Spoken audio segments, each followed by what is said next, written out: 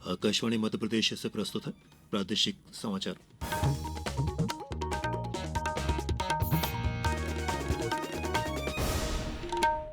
नमस्कार, समाचारों के साथ मैं प्रशांत सेंगर। सबसे पहले इस बुलेटिन के मुख्य समाचार। प्रदेश में उर्वरक की कालाबाजारी करने वालों पर होगी कठोर कार्रवाई, कहा मुख्यमंत्री डॉक्टर मोहन यादव ने। प्रधानमंत्री नरेंद्र मोदी कल सुबह 11 बजे आकाशवाणी पर मन की बात कार्यक्रम में करेंगे अपने विचार साझा। राज्य में आज से 2 अक्टूबर तक जल हमारा जीवन धारा थीम पर चलाया जा रहा है सुजल शक्ति अभियान। और अगले 24 घंटों में प्रदेश के कुछ जिलों में तेज बारिश का अलर्ट। और अब समाचार विस्तार से। मुख्यमंत्री डॉक्टर मोहन यादव ने कहा है कि उर्वरक की कालाबाजारी करने वालों पर कठोरतम कार्रवाई की जाए। उन्होंने कहा कि मांग बढ़ने पर कालाबाजारी, अवैध भंडारण और नकली उर्वरक निर्माण की संभावना बढ़ जाया करती है। डॉक्टर यादव ने कहा कि उर्वरक के अवैध परिवहन पर नियंत्रण रखने के लिए एक जिले से दूसरे जिले में उर्वरक मूवमेंट पर भी सतत निगरानी रखी जाए। मुख्यमंत्री डॉक्टर यादव ने आज भोपाल में सोयाबीन उपार्जन और खाद उपलब्धता तथा वितरण से संबंधित वीडियो कॉन्फ्रेंसिंग में ये निर्देश दिए। मुख्यमंत्री ने कहा कि प्रदेश में प्राकृतिक खेती को प्रोत्साहित किया जाए, साथ ही किसानों को आवश्यकतानुसार डीएपी के स्थान पर एनपीके और लिक्विड नैनो यूरिया के प्रयोग को बढ़ावा देने के लिए ज्यादा से ज्यादा जानकारी दी जाए।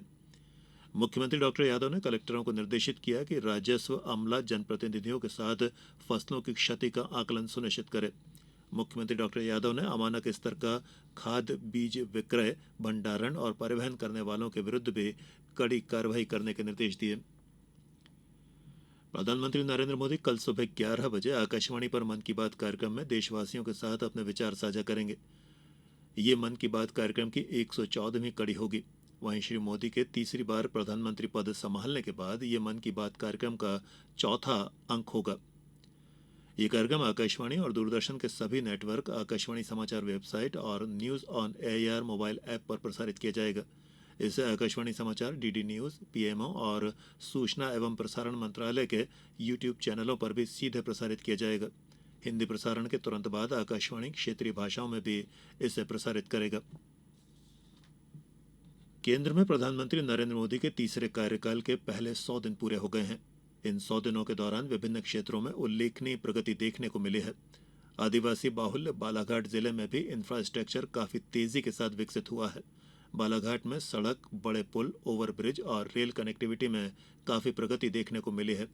जिले के अभय कोचर ने बताया है कि लोगों को आवागमन और रोजगार सहित अन्य सुविधाओं का यहाँ खासा लाभ मिल रहा है। विकास जो बोलते हैं कि मूलभूत जो इंफ्रास्ट्रक्चर डेवलप होना चाहिए, चाहे सड़कों का निर्माण हो, इंटरनेट की कनेक्टिविटी हो, रेल कनेक्टिविटी हो, तो ये मान के चलिए कि आज़ादी के बाद बालाघाट ने पहली बार ये सब चीज़ें देखा है। 3 से अधिक बड़े फ्लाईओवर, 17 से अधिक छोटे फ्लाईओवर, 6 लेन, 4 लेन, मतलब जो कभी बालाघाट सोच नहीं सकता था।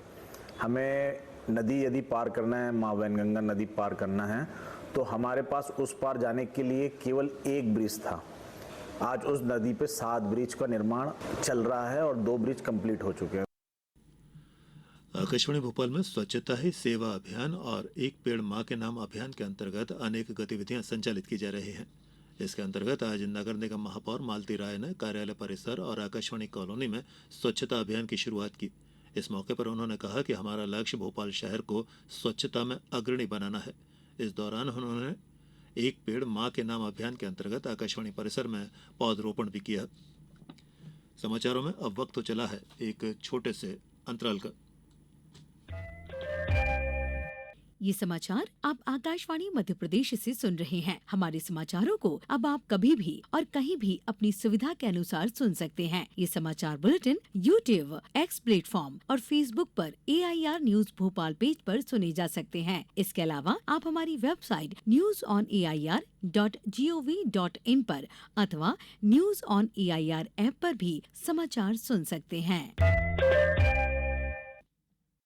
प्रादेशिक समाचार आप आकाशवाणी मध्य प्रदेश से सुन रहे हैं। प्रदेश में जल जीवन मिशन के सफल क्रियान्वयन और ग्रामीणों में नल जल योजनाओं के प्रति जागरूकता लाने के उद्देश्य से आज से 2 अक्टूबर तक जल हमारा जीवन धारा थीम पर सुजल शक्ति अभियान चलाया जा रहा है। इस अभियान में लोक स्वास्थ्य यांत्रिकी एवं ग्रामीण विकास विभाग के साथ अन्य विभागों के समन्वय से ग्राम में जल के प्रति जागरूकता लाने के लिए कई कार्यक्रम आयोजित किए जाएंगे। अभियान में नल जल योजना क्रियान्वित होने वाले चिन्हित ग्राम में योजना की निगरानी के लिए गठित की गई ग्राम जल एवं स्वच्छता समिति, ग्राम पंचायत के प्रतिनिधि, शिक्षक, स्व सहायता समूह और गैर सरकारी संगठनों आदि के द्वारा विभिन्न गतिविधियां आयोजित की जाएंगी। नल जल योजनाओं के संचालन में उत्कृष्ट सेवा देने वाले ग्रामवासियों को मेडल और प्रशस्ति पत्र देकर सम्मानित भी किया जाएगा। मुख्यमंत्री डॉक्टर मोहन यादव ने आज इंदौर में माननीय न्यायाधीशों के लिए बौद्धिक संपदा पर आयोजित संगोष्ठी का शुभारंभ किया।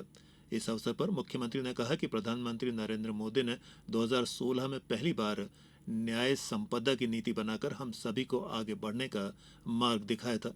संगोष्ठी में सुप्रीम कोर्ट के न्यायाधीश न्यायमूर्ति जितेंद्र कुमार माहेश्वरी, मध्य प्रदेश उच्च न्यायालय के मुख्य न्यायाधीश सतीश कुमार कैत, न्यायमूर्ति संजीव सचदेवा और अन्य न्यायाधीश गणों ने सहभागिता की। इस अवसर पर नवाचारों के साथ बौद्धिक संपदा अधिकारों के संरक्षण, संवर्धन और प्रभावी कार्यान्वयन पर विस्तार से विचार विमर्श हुआ। प्रदेश के कई जिलों में बारिश का सिलसिला जारी है। कहीं हल्की तो कहीं तेज बारिश हो रही है। मौसम विभाग ने बताया है कि प्रदेश में मानसून ट्रफ लाइन और साइक्लोनिक सर्कुलेशन की वजह से बारिश का दौर चल रहा है। राज्य के पश्चिमी हिस्से में सिस्टम का असर है और ये सिस्टम आगे बढ़ेगा, इसीलिए अगले 24 घंटों में कुछ जिलों में बारिश का दौर रहेगा।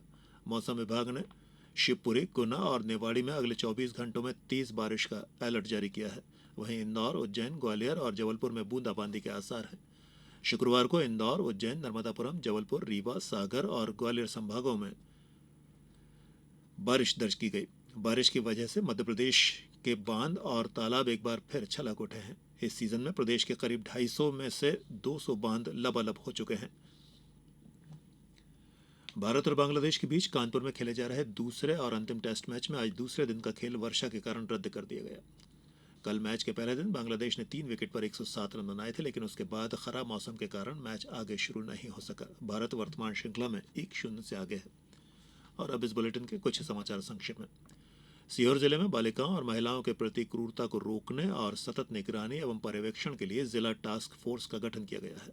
खंडवा जिले में स्वच्छ भारत महाअभियान के तहत विशेष सफाई अभियान चलाया जा रहा है।